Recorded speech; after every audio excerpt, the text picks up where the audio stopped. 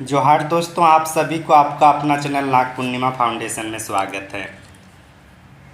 झारखंड इतिहास के MCQ series में आज हम लोग दूसरा वीडियो या दूसरा एमसीक्यू डिस्कशन पार्ट शुरू करने जा रहे हैं।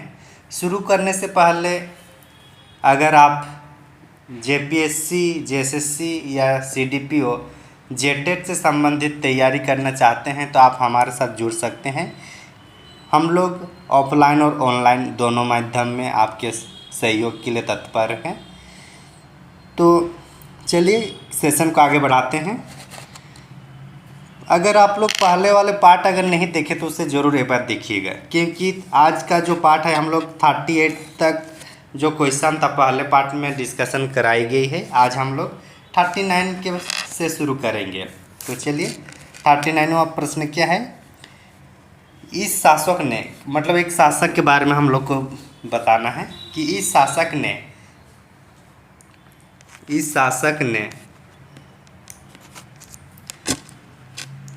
कोडरमा के सतगवां को जीतकर वहीं अपनी राजधानी स्थापित की। तो ये कौन सी शासक की बात किया जा रहा है ये पूछ रहा है। ऑप्शन है फिरोज शाह तुगलक, अलाउद्दीन खिलजी, अकबर और जहांगीर। तो ये हम लोग का फिरोज शाह तुगलक की बात है। किनकी? फिरोज शाह तुगलक की। अलाउद्दीन खिलजी के टाइम सिर्फ टैक्स देने के लिए आए थे। यहाँ कुछ लड़ाई झगड़ा यूं कहें, यहाँ राजधानी वगैरह नहीं बनाया गया। अलाउद्दीन खिलजी सिर्फ टैक्स ये किए थे। अकबर और जहांगीर, इस टाइम अकबर के टाइम हम लोग का आए थे कौन? मानसिंह, और उन्होंने राजमहल क्षेत्र में ध्यान दिए थे। तो एक्चुअली अगर कोडरमा की सतगवां की बात किया जाए तो फिरोज शाह तुगलक इसका सही आंसर होगा। कौन? फिरोज शाह तुगलक। फिरोज शाह तुगलक के बारे में अगर कुछ बात किया जाए तो ये तुगलक वंश के शासक है। तुगलक वंश का अगर संस्थापक है तो वो कौन है? गियासुद्दीन तुगलक।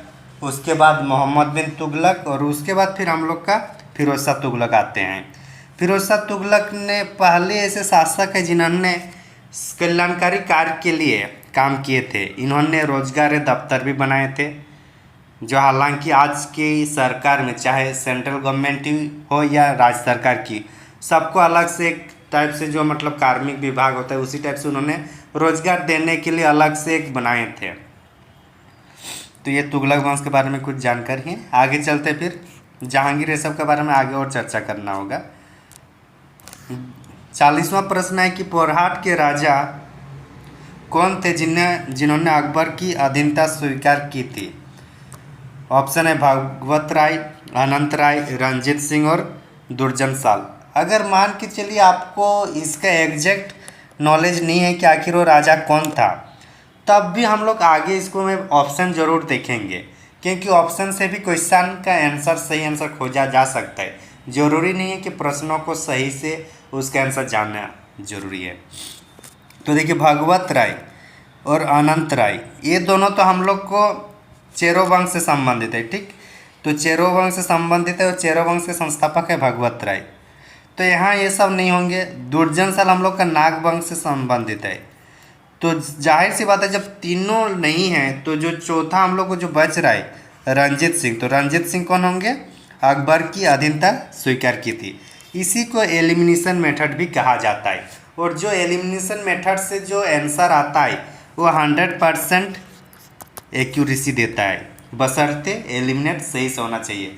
ऐसा नहीं कि कोई नाम देख लिए या कोई अक्षर अच्छा नहीं लगा तो इसका आंसर उसको एलिमिनेट करे, ऐसा नहीं होना चाहिए। सटीकता के साथ चलना जरूरी है। और एग्ज़ाम भी वही है कि जो आता हुआ गलत कर लेता है उसी का एग्ज़ाम रुकता है। बाकी कंपटीशन उतना नहीं है। कंपटीशन में आपको ये देखना है कि जो क्वेश्चन आपसे बनना चाहिए या आप जैसे लोगों को, हम जैसे लोगों से बनेगा, वो आपका अगर बन रहा है, और अगर वो किसी एक व्यक्ति का नहीं बन रहा है, जो सबका बन रहा है, तो कहीं ना कहीं वो रेस से पहले ही बिछड़ जाता है। वही चीज़ है, इसलिए क्वेश्चन को एकदम टू द पॉइंट पढ़ना चाहिए। किसने परा और तेलकुप्पी मंदिर का जीर्णोद्धार किया? जीर्णोद्धार का मतलब मरम्मत होता है। तो परा और तेलकुप्पी मंदिर का मतलब कौन किया? तो ये हम लोग को किए हैं मानभूम, जब मानभूम की ओर जा रहे थे। कौन? राजा मानसिंह। तो उन्होंने इस मंदिर को जीर्णोद्धार किए। कौन? मानसिंह। और मानसिंह किसके सूबेदार थे? बंगाल के सूबेदार थे, मतलब बिहार के सूबेदार, बिहार के सूबेदार। लेकिन किस किस काल में? तो ये अकबर के काल में थे। किनके? अकबर के काल में मानसिंह। सहबल राय, ये सब अगर देखा जाए तो सहबल राय हम लोग को, सहबल राय शासक थे हम लोग कौन सा वंश का? चेरो वंश का। जफर खां, मधुकरण शाह, ये सब मधुकरण शाह हम लोग किस में आएगा? नागवंश। और जफर खां ये मतलब अधिकारी है। आगे चलते हैं फिर। 42 क्वेश्चन है कि किस मुगल शासक ने नागवंश के राजा को जमींदार खान आलमा कहा गया? जमींदार खान आलमा कौन से कहे? ये जहांगीर ने कहे हैं। किसको? जो नागवंश के जो राजा है उसको जमींदार खान आलमा कहा गया। कौन कहे हैं? जहांगीर ने। जहांगीर की अगर आत्मकथा की बात किया जाए तो आत्मकथा तुजू के जहांगीरी है। क्या है? तुजू के जहांगीरी। तुजू के जहांगीरी है जहांगीर की आत्मकथा। अकबर, शाहजहां, औरंगजेब। अकबर को भारत के महान शासकों में से एक माना जाता है। इसके पीछे बहुत बड़ा कारण, बहुत सा कारण है। जैसे कि इन्होंने जजिया कर को समाप्त कर दिया, दास प्रथा को समाप्त कर दिया, सती प्रथा का भी इन्होंने विरोध किए थे। जितने भी हिंदू धर्म या जितने भी धार्मिक ग्रंथ था सबको इन्होंने ट्रांसलेट करवाया। तो ये सब बहुत सारा कारण है अकबर के यहाँ।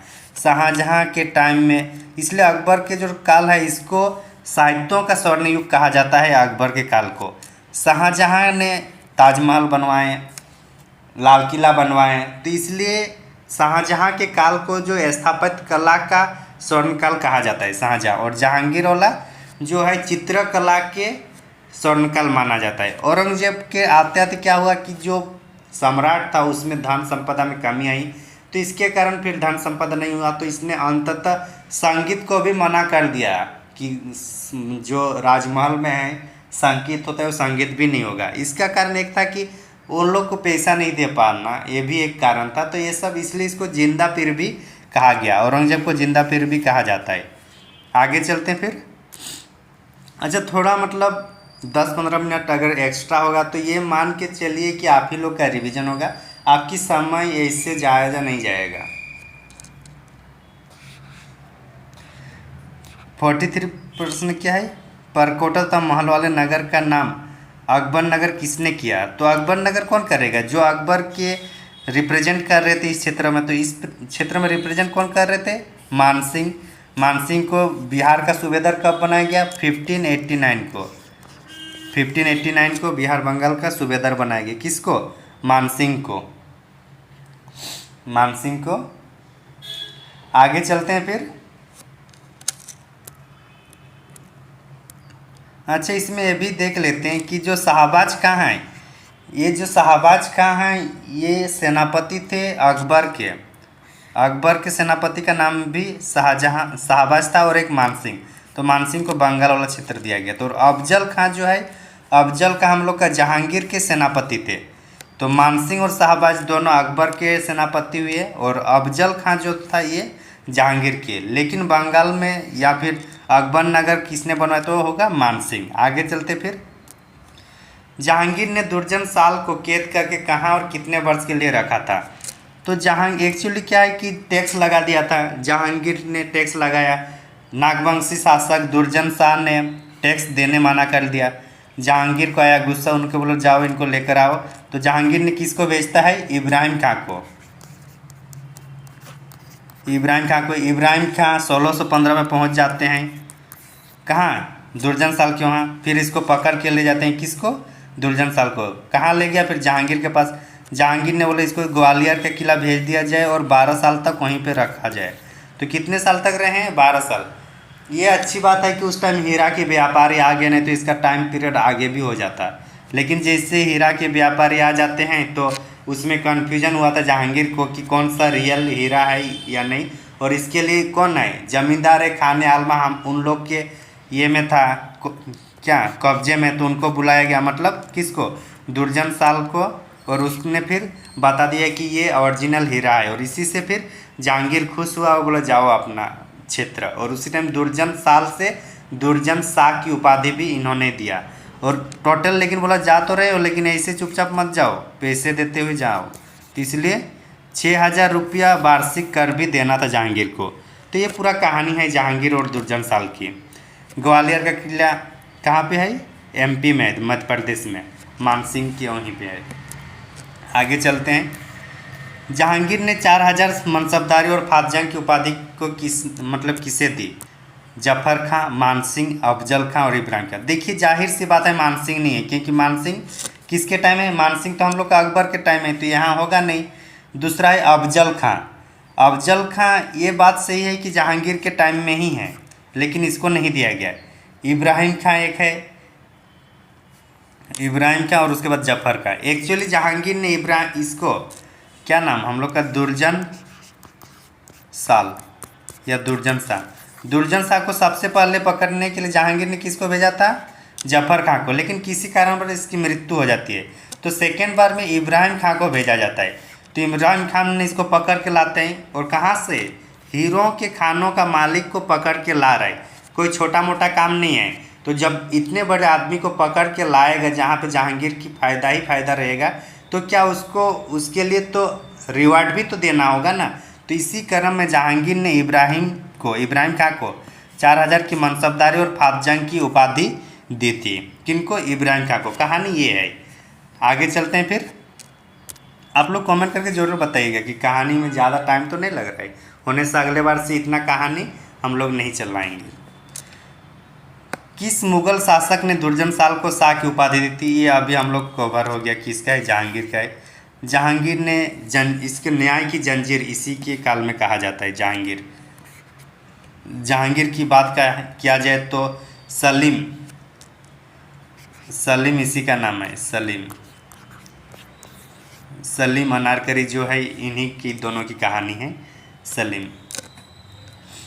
आगे देखिए, अकबर की प्रतिनिधि मानसिंह ने झारखंड के किस स्थान को बिहार एवं बंगाल की राजधानी बनाया? मानसिंह 1589 में इसको बिहार बंगाल का सूबेदार बनाया गया।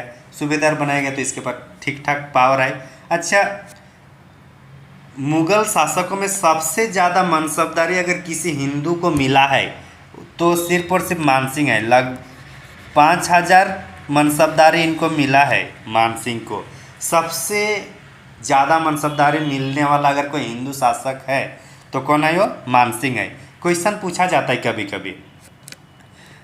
राजधानी किसको बनाया था? बिहार और बंगाल का राजमहल क्षेत्रों को।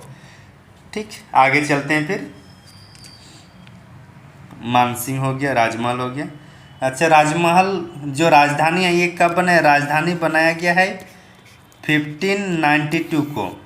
1589 में बिहार बंगाल का सूबेदार बना दिया गया किसको? मानसिंह को। कौन? अकबर ने। लेकिन उनके जस्ट 3 साल बाद 1592 में राजमहल को फिर यहाँ राजधानी बनाया जाता है मानसिंह के द्वारा। आगे चलते हैं फिर। जमींदार एक खान आलमा का अर्थ क्या है? हीरे की खानों की मालिक। हीरे की खानों की मालिक। सबसे ज़्यादा अगर भारत में हीरे की खान कहाँ पाया जाता है तो कहाँ होगा? आप लोग ये गाना सुने होंगे,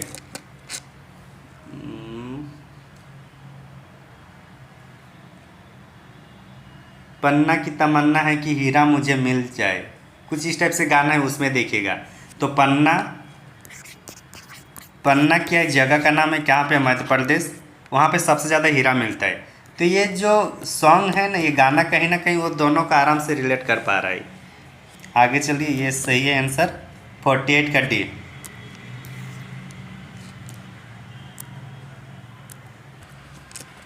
$49 क्वेश्चन है कि किस नागवंशी शासक ने राजधानी खुखरा से दोयसा ले गए? देखिए, दोयसा से द और देसा से दुर्जन साल, द से, तो इसलिए इस टाइप से इसको याद रखना है। खुखरा से कहाँ ले गया? दोयसा, और दोयसा में कौन है?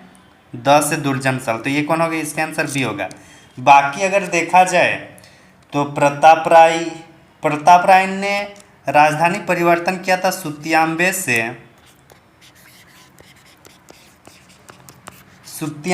चुटिया। सुट्टियाम्बे से चुटिया कौन किए थे? प्रताप राय। और चुटिया से फिर खुखरा किया था। चुटिया से फिर खुखरा कौन किए थे? भीमकर्ण। कौन? भीमकर्ण। और भीमकर्ण ने जो खुखरा किया, खुखरा को फिर दोयसा कौन किया? दुर्जन साल। और दोयसा से फिर पालकोट जो है यदुनाथ शाह ने किया। कौन? यदुनाथ शाह ने। फिर पालकोट से पालकोट भौरा यदुनाथ शाह शाहदेव ने। फिर एक टाइम हम लोग का शतरंजी भी एक बार राजधानी बनता है। और अंतिम अगर राजधानी बात किया जाए तो अंतिम राजधानी उदयनाथ शाहदेव ने बनाते हैं रातूगढ़ को। किसको? रातूगढ़ को। तो नागवंश की अंतिम राजधानी होगा रातूगढ़ और प्रारंभिक राजधानी होगा हम लोग का सुत्याम्बे। ये सब जब क्वेश्चन अगर जब इस टाइप से आता है तो तुरंत माइंड रीडिंग कर लेना चाहिए। औरंगजेब के समकालीन कुंडा के कौन से हिंदू शासक ने मुस्लिम धर्म स्वीकार किया था? एक्चुअली इस टाइम क्या हो रहा था कि जितने भी शासक है वो लोग को धर्मांतरण किया जा रहा था, और जो नहीं करते तो उसके साथ फिर लड़ाई होती थी। तो इसी क्रम में औरंगजेब जब आए तो वहाँ के कुंडा के शासक थे चुनराय।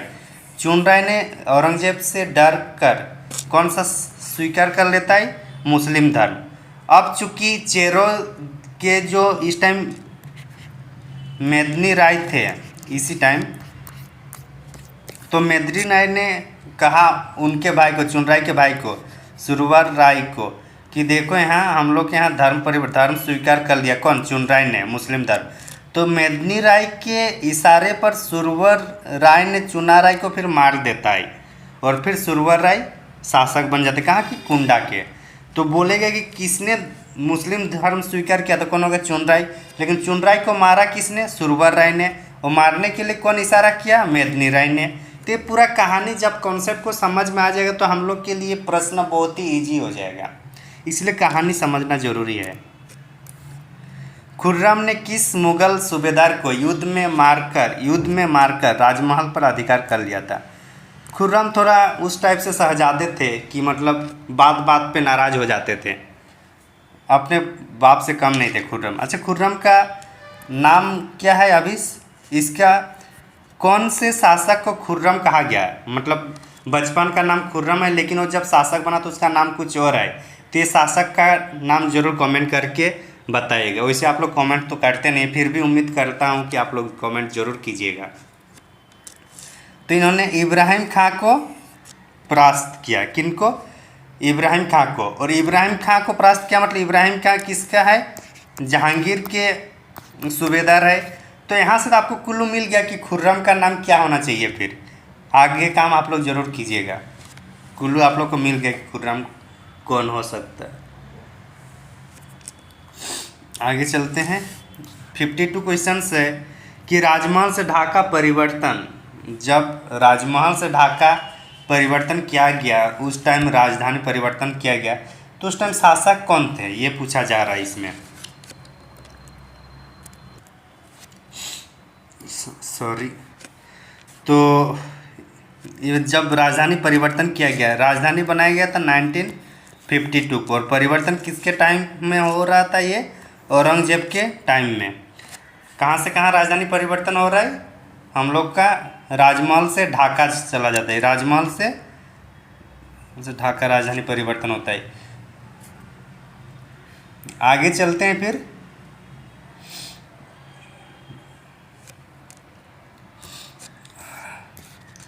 मुगल शासक शाहजहां ने पलामू के राजा को पराजित करने हेतु किस सूबेदार को भेजा था?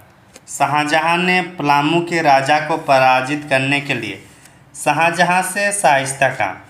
अगर ये डायरेक्ट याद नहीं रहेगा तो इतना तो याद रख सकते हैं कि मानसिंह तो है अकबर के टाइम, ये यहाँ नहीं आएगा। जफर खां को सबसे पहले जहांगीर ने दुर्जन साल को पकड़ने के लिए भेजा था, लेकिन उनकी मृत्यु हो जाने के बाद दोबारा इब्राहिम खां को भेजा जाता है। तो यहाँ पे भी नहीं होगा, ये भी नहीं होगा। अफजल खां जो है, अफजल खां के बारे में थोड़ा हम लोग को ये जानना जरूरी है कि अफजल खां ये भी जहांगीर के काल में ही था, और ये पलामू में ही इनको भी भेजा गया था। लेकिन बात यहाँ आ रही शाहजहाँ के टाइम, तो शाहजहाँ में शाइस्ता खां। तो अगर एक बार अगर आपको सही समझ में आ रहा है तो बाकी 3 गलत साबित भी अगर करने का मौका मिल रहा है या टाइम मिल रहा है तो ज़रूर उसको एक बार नज़र दोहराइएगा।